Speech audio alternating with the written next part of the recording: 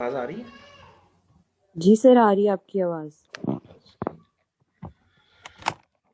वालेकुम स्टूडेंट्स, उम्मीद करता हूँ आप लोग सब खैरियत से होंगे। लेक्चर 3 के हवाले से हमारा आज का सेशन है। लेक्चर 3 में हमने इकोनॉमिक एजेंट्स को डिस्कस किया था। उस हवाले से आप लोगों के अगर कोई क्वेश्चंस हैं या क्यूरीज हैं तो वो आप पूछ सकते हैं। The house is open for questions.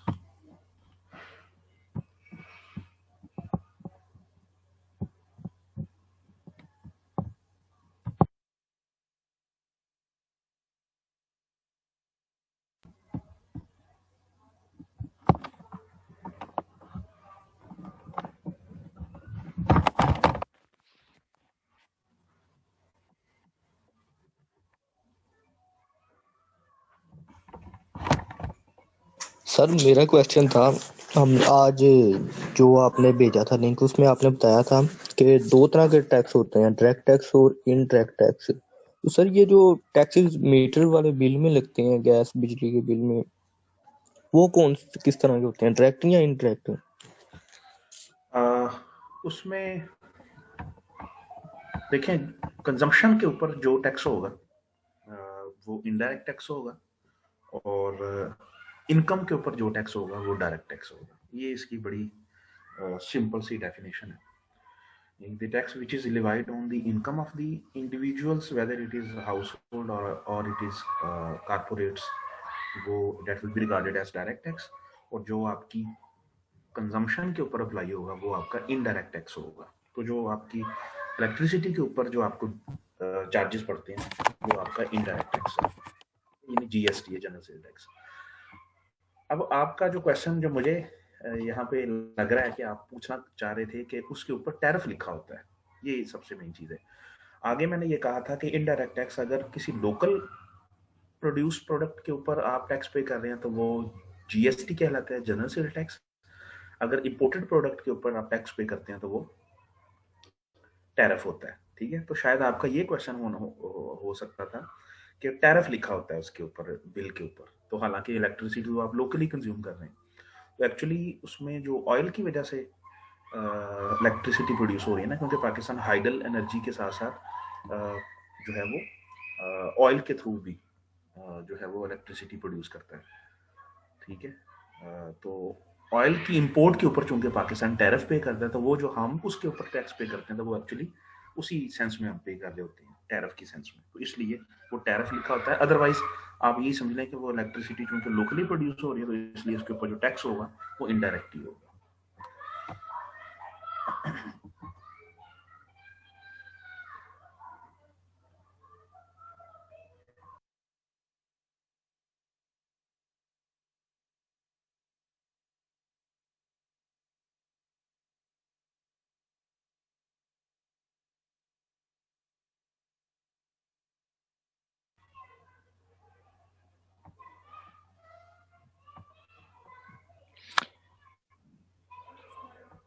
Sir ये क्वेश्चन था एक ग्रांट्स और डेब्ट्स के बारे में, फॉरेन डेब्ट्स और ग्रांट के बारे में। सर डेब्ट्स जो होती हैं उन पे तो इंटरेस्ट पे करना पड़ता है, आपने जैसे बोला एक कंट्री को, लेकिन ग्रांट्स पे भी इंटरेस्ट होता है?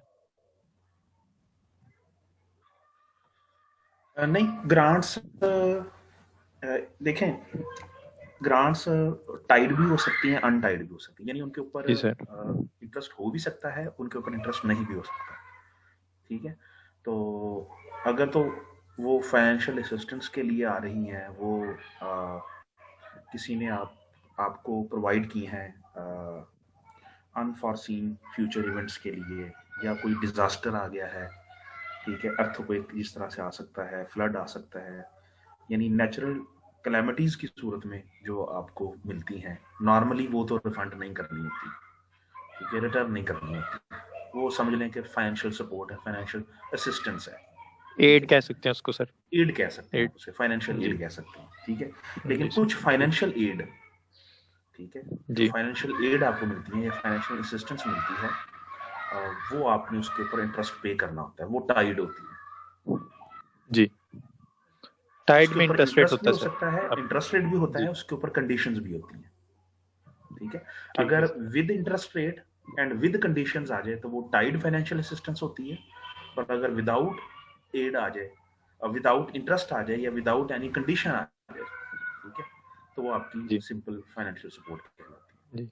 यानी सर जिस तरह आपने एक एग्जांपल दी थी सऊदी अरेबिया की, उसने $6 बिलियन दिया, उसमें 3 टाइड और कंडीशनल था और 3 हाँ जी, अनटाइड हाँ था। जी, यानी कि 3 जो था बिल्कुल वो एक किस्म का हमें पेड करना था, रिफंड करना था, 3 नहीं था करना, हाँ जी 3 जी, हमारी नहीं एड था थी। करना, यानी नहीं नहीं नहीं नहीं एक्चुअली नहीं नहीं, तो जी वो एक्चुअली आपने उसके $6 बिलियन पे आपने इंटरेस्ट पे दोनों पे करना है, लेकिन उसमें से जी $3 बिलियन जो थे वो टाइड थे, जी टाइड विद इंटरेस्ट। जी ये भी जी हो सकता है ना, ये भी पॉसिबिलिटी है, tied with interest and tied without, यानी untied with interest, untied tied with जी interest and untied with interest. जी इंटरेस्ट दोनों में है, लेकिन एक टाइड जी इसलिए हो गई कि वो आपने उनकी आपने पेमेंट करनी है, जो आपने ऑयल उनसे परचेज करना है ना, या माजी में जो करते रहे हैं जी या फ्यूचर में जो करेंगे। उससे फिर ये हो गया ना कि अब पाकिस्तान पाबंद जी हो गया कि वो रशिया से ऑयल नहीं खरीद सकता, वो ईरान से नहीं खरीद सकता, वो बहरीन से या कतर से नहीं खरीद सकता, वो सिर्फ खरीदेगा तो सऊदी अरेबिया से खरीदेगा, तो वो अल्टीमेटली वो डॉलर वापस चले जाएंगे। ठीक तो हो ये गया भी सर। एक वो टैक्टिक्स होते हैं ना लोन पे जी करने टैक्टिक्स है के। बिल्कुल, हाँ, और अपनी मार्केट भी रेज करते हैं इससे वो। जी बिल्कुल, मार्केट भी रेज करते हैं ऐसे जी भी। ठीक है सर, थैंक यू।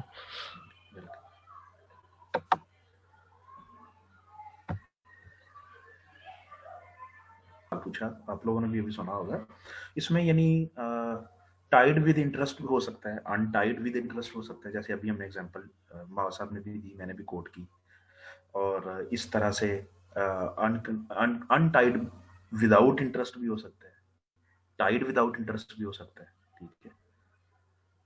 और ये वो चारों सूरतें जिसमें आपने पे बैक करना है। फिर एक वो पांचवी सिचुएशन होती है जिसमें आपने लोन ही पे नहीं करना, ठीक है। उसमें वो लोन यानी मॉनेटरी अमाउंट भी हो सकती है, यानी पैसा भी हो सकता है, डॉलर भी हो सकते हैं, प्लस उसमें फिजिकली चीजें भी हो सकती हैं, जिस तरह वर्ल्ड फूड ऑर्गेनाइजेशन है या वर्ल्ड हेल्थ ऑर्गेनाइजेशन है, वो फिजिकली पाकिस्तान को कोई सर्विसेज प्रोवाइड कर दें, यानी फिजिकल कैपेसिटी के अंदर, यानी वो पाकिस्तान को फूड दें, क्लॉथिंग दें, शेल्टर बना के दें, ठीक है, बिस्तर वगैरह दें, बेड्स वगैरह दें, ठीक है, इंफ्रास्ट्रक्चर प्रोवाइड कर दें, कोई मशीनरी प्रोवाइड कर दें, तो ये भी हो सकती है। तो बाज़ औक़ात ये जो होती है ये नेचुरल, खुदा ना खास्ता नेचुरल कैलेमिटीज़ के लिए, अनफॉर्सीन फ्यूचर इवेंट्स के लिए जो दी जाती हैं, नॉर्मली ये फिर वो क्लेम नहीं करते, बल्कि खुद पाकिस्तान भी इस मामले में बड़ा जो है वो एक्टिव रहा है इस चीज़ में।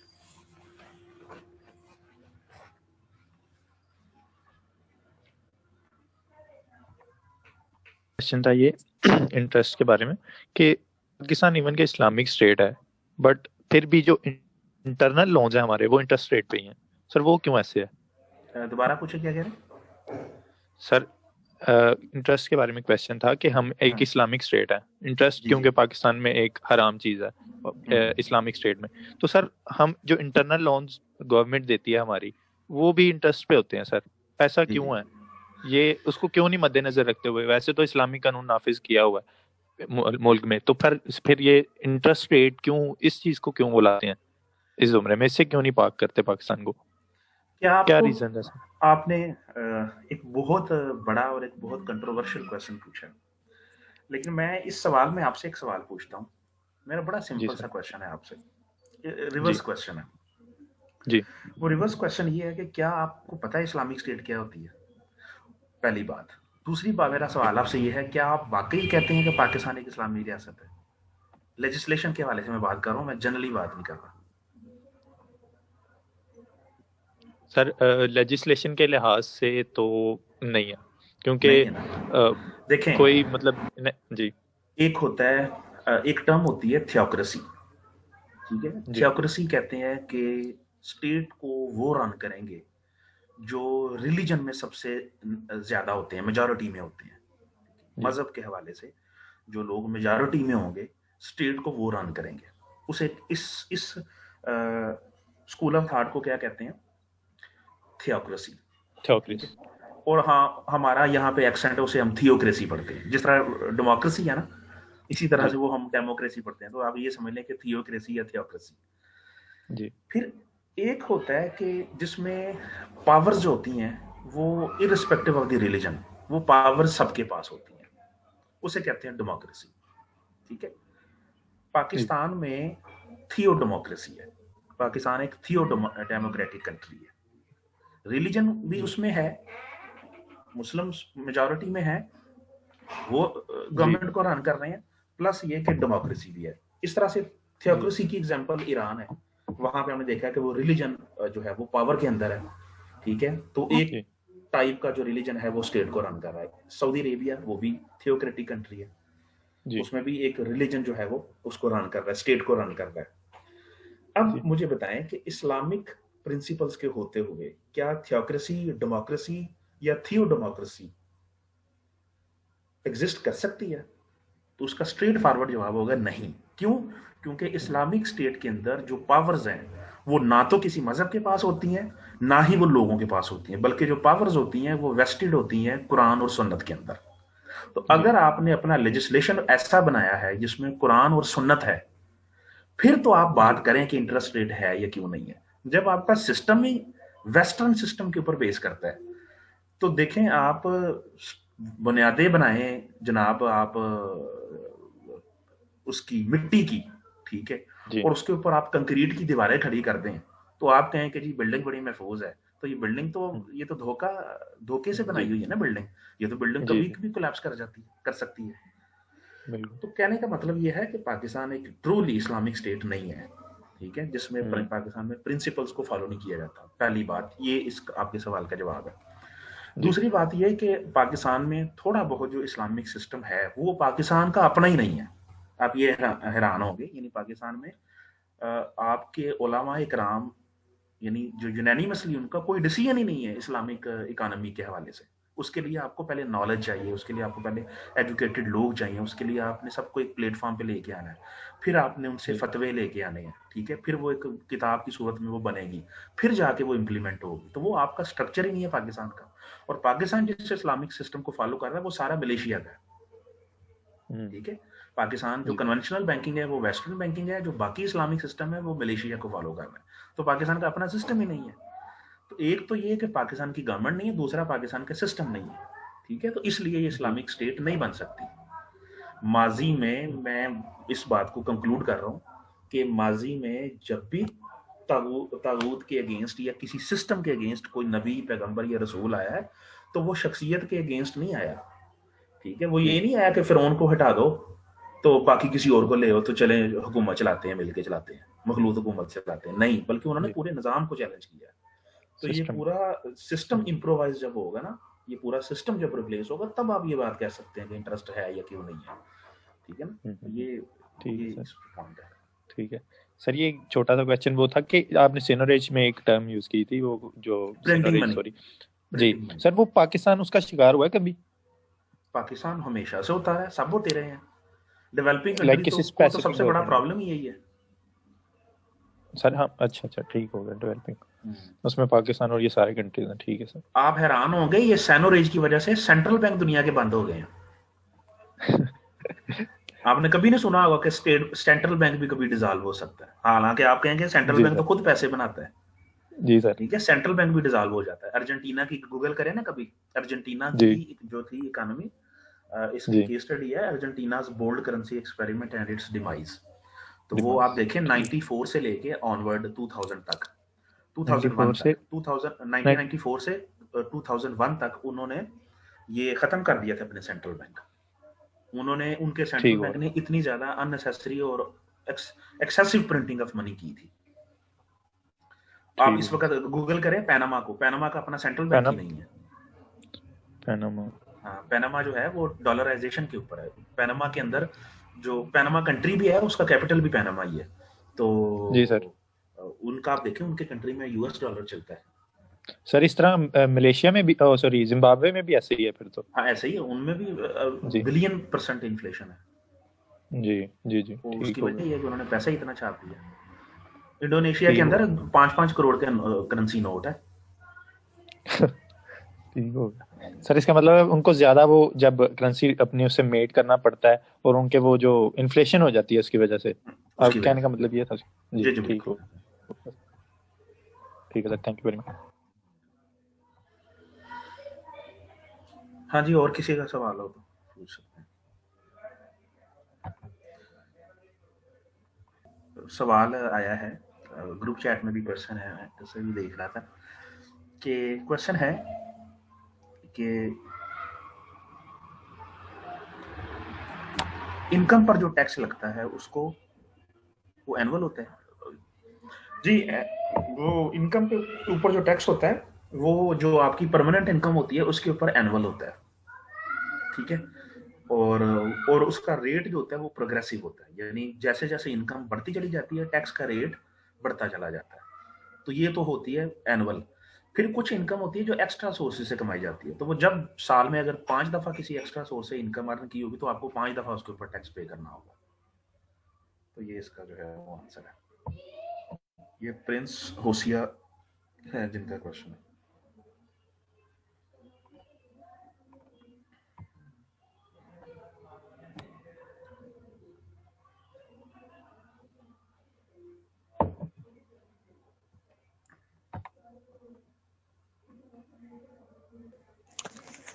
सर ये जो गवर्नमेंट बॉन्ड्स एंड सिक्योरिटीज से लोगों से पैसा कलेक्ट करती है, तो सर ये पैसा, इसका पैसा कलेक्ट करने के लिए मीडियम कौन सा होता है, और फिर ये पैसा कलेक्ट करके स्टॉक मार्केट में लगाते हैं?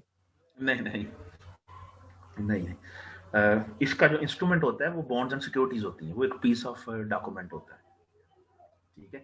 कभी आपने देखा होगा शेयर्स भी होते हैं, एक पीस ऑफ पेपर होता है, पीस ऑफ डॉक्यूमेंट होता है। प्राइस बॉन्ड भी आपने देखे होंगे, ठीक है। तो ये वही होते हैं सोर्स इससे वो, और ये पैसा इन्वेस्ट नहीं करती गवर्नमेंट।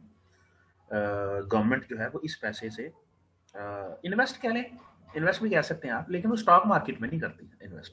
गवर्नमेंट का स्टॉक मार्केट से कोई लिंक नहीं है। गवर्नमेंट इसे इन्वेस्ट करती है development and non development expenditure में। हाँ, डेवलपमेंट एक्सपेंडिचर में अगर गवर्नमेंट पैसा लगाए तो उसे इन्वेस्टमेंट कहते हैं, लेकिन नॉन डेवलपमेंट में जो लगाए वो फिर इन्वेस्टमेंट कह लें या एक्सपेंडिचर कह लें, एक ही बात है। स्टॉक मार्केट में तो जो बाकी प्राइवेट इंडिविजुअल्स हैं वो इन्वेस्टमेंट करते हैं स्टॉक एक्सचेंज के अंदर, Karachi stock exchange, Islamabad stock exchange, बल्कि अब तो खैर पाकिस्तान स्टॉक एक्सचेंज।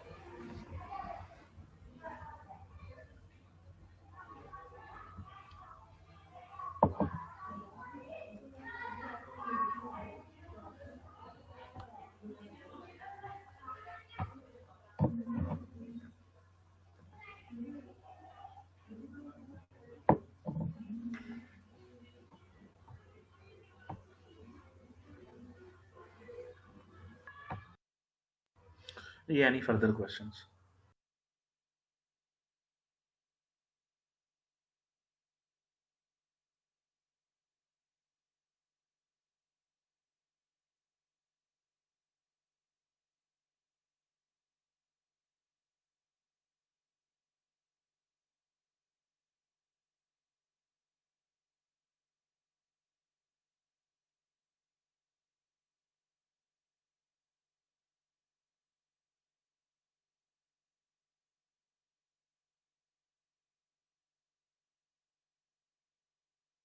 क्वेश्चंस भी पढ़ देता हूँ और इनको आंसर भी कर देता हूँ। मुबशर गफूर का क्वेश्चन है कि sir please tell me that either there is a role of trader in increasing countries economy, what role they have on country economy, they can put us pressure on government so they may achieve their agenda. अच्छा, international economy के हवाले से question है कि traders का क्या impact है country की इकोनॉमी के ऊपर। देखें, ट्रेडर्स का सिग्निफिकेंट इम्पैक्ट है, और मैं ये कहूँ तो गलत नहीं होगा कि पूरी दुनिया ने ग्लोबलाइजेशन के थ्रू, पूरी दुनिया इस वक्त जिस मुकाम पे मौजूद है, चाइना के पास दुनिया का सबसे ज़्यादा डिपॉजिट्स हैं डॉलर की फॉर्म में, United states one of the powerful country है, जापान की आप इकोनॉमी को देखें, सिंगापुर की इकोनॉमी को देखें, मलेशिया की इकोनॉमी को देखें, कोरिया की इकोनॉमी को देखें, सब कंट्रीज़ के अंदर आप उनकी एग्रीकल्चर को देखें, इंडस्ट्रियल प्रोडक्ट को देखें, हाई टेक मशीनरी को देखें, ऑटोमोबाइल को देखें, हेल्थ को देखें, एजुकेशन को देखें, तो ये सारे के सारे इकोनॉमीज जो दुनिया में इस वक्त जिस भी मुकाम पे मौजूद है वो ग्लोबलाइजेशन के जरिए मौजूद है, वो इंटरनेशनल ट्रेड के जरिए मौजूद है।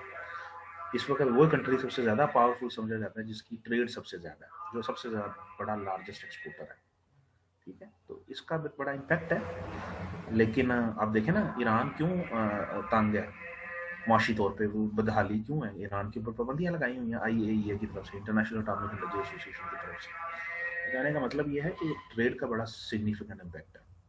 और दूसरा क्वेश्चन है अलीहा का कि is any type of taxes are refundable. जी टैक्सेस रिफंड होते हैं।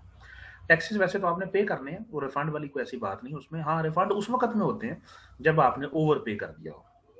दो सूरतों में, या तो आपने उसको ओवर पे कर दिया हो और या वो टैक्स जो है वो आपको कोई कंसेशन मिलनी हो। जिस तरह टीचर्स होते हैं, टीचर्स को एक कंसेशन मिलती है फेडरल बोर्ड ऑफ रेवेन्यू की तरफ से, तो वो टीचर्स को जो टैक्स उन्होंने पे किया होगा तो वो एक टाइम पीरियड के बाद जाके वो उन्हें क्लेम करना पड़ता है, फिर वो उन्हें टैक्स रिफंड हो जाता है। तो ये उसमें पॉइंट आ सकता है।